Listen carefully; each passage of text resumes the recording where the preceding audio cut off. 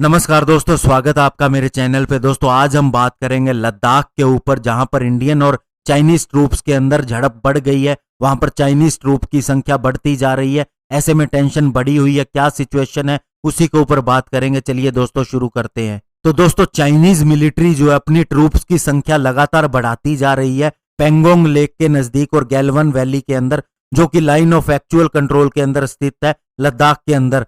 और दोस्तों ये क्लियर सिग्नल है कन्फ्रंटेशन करने का इंडियन आर्मी के साथ में। और दोस्तों ये भी बता दें कि इसके साथ ही चाइनीज आर्मी साथ में 100 टेंट लेके आई है और साथ ही एक बड़ी मशीनरी लेके आई है, जिससे कि कंस्ट्रक्शन का काम और बंकर्स बनाने का काम शुरू हो सके। और ऐसे में अगर कोई प्रोटेस्ट होती है इंडियन ट्रूप्स की तरफ से तो उसे संभाला जा सके। और अभी दोस्तों हमारे army chief general M Naravane ने वहां के हेडक्वार्टर की विजिट भी की थी, जो कि 14 कॉर्प्स है ले के अंदर, और वहां पर इस चीज को रिव्यू भी किया था वहां के कमांडर के साथ में कि क्या वहां पर सिक्योरिटी सिनेरियो है और डिस्प्यूटेड एरियाज के अंदर किस तरह का सिचुएशन है चाइना की तरफ से। और दोस्तों मिलिट्री सोर्सेज का कहना है कि इंडियन आर्मी भी उनसे मैच कर रही है, वह हमारी ट्रूप्स की संख्या भी उसी के लेवल की है और बढ़ाई भी गई है। और इंडिया अभी एडवांटेजियस पोजीशन के अंदर है कुछ एक जगहों पे, जो कि ज्यादा सेंसिटिव एरिया है। और दोस्तों ये ईस्टर्न लद्दाख के अंदर सिचुएशन उस समय खराब हो गई जब 250 के करीब चाइनीज और इंडियन सोल्जर आपस में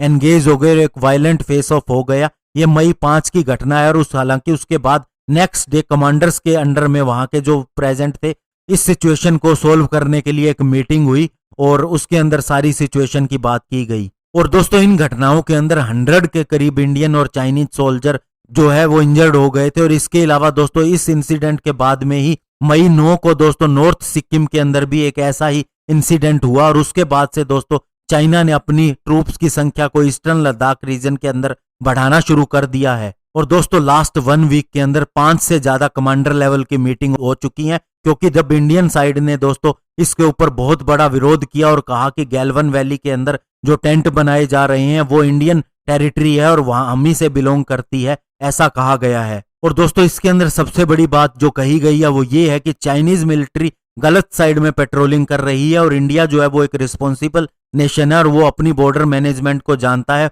और सही तरीके से पेट्रोलिंग कर रहा है। और एक मीडिया ब्रीफिंग करते हुए एक्सटर्नल अफेयर मिनिस्ट्री के स्पोक्सपर्सन अनुराग श्रीवास्तव ने भी ये कहा कि चाइना की जो कोशिश है वो टेंशन बढ़ाने की है, जबकि इंडिया इसे सोल्व करना चाहता है। और दोस्तों इंडिया का रिस्पॉन्स तब आया जब चाइना ने इंडिया के ऊपर ब्लेम किया कि वह हमारे एरिया में आने की कोशिश कर रहा है और स्पेशली LAC का स्टेटस चेंज करने की कोशिश कर रहा है सिक्किम और लद्दाख के अंदर। दोस्तों मई 5 को जो झड़प हुई थी उसमें 250 इंडियन और चाइनीज सोल्जर जो आपस में भिड़े थे, उसमें आयरन रोड स्टिक्स और इसके अलावा स्टोन पेल्टिंग भी की गई।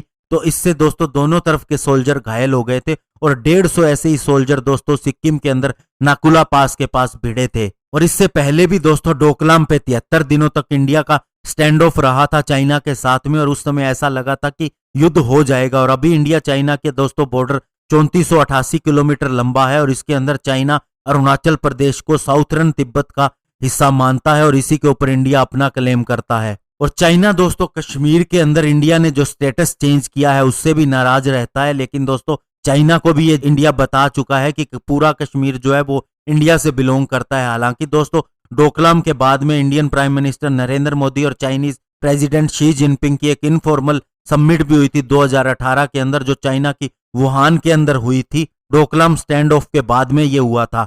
और दोस्तों उस मीटिंग के अंदर ये घोषणा की गई थी कि वे अपनी आर्मीज को स्ट्रेटेजिक गाइडेंस देंगे, जिससे दोनों देशों की मिलिट्री आपस में कम्युनिकेशन को स्ट्रेंथ कर सके और साथ ही एक दूसरे के अंदर ट्रस्ट बिल्ड कर सके। और इसके बाद में मोदी और शी जिनपिंग की दोस्तों एक सेकंड इनफॉर्मल समिट भी हुई थी ममलापुरम के अंदर, जो कि चेन्नई के नजदीक है। ये अक्टूबर लास्ट ईयर के अंदर हुई थी और इसके अंदर भी बायलेटरल टाइज को बढ़ाने के ऊपर बल दिया गया था। लेकिन दोस्तों चाइना जो है वो हमेशा से ऐसा रहा है, उसके ऊपर कभी भी विश्वास नहीं किया जा सकता। ये बात इंडिया भली भांति जानता है और ऐसे में अगर वह जो एग्रेशन कर रहा है वो इसीलिए कर रहा है ताकि दुनिया का ध्यान उसके ऊपर से हट जाए और वह अपनी जनता को भी अपनी गिरती हुई इकोनॉमी के ऊपर से दूसरी तरफ ध्यान खींच सके, या फिर इंडिया की जो अग्रेसिवनेस पाकिस्तान के POK को लेकर दिखाई जाती है उसको कंट्रोल करने के लिए भी ये हो सकता है, क्योंकि वहां से चाइना का सीपेक गुजरता है और उसके बहुत बड़े प्रोजेक्ट वहां पर है।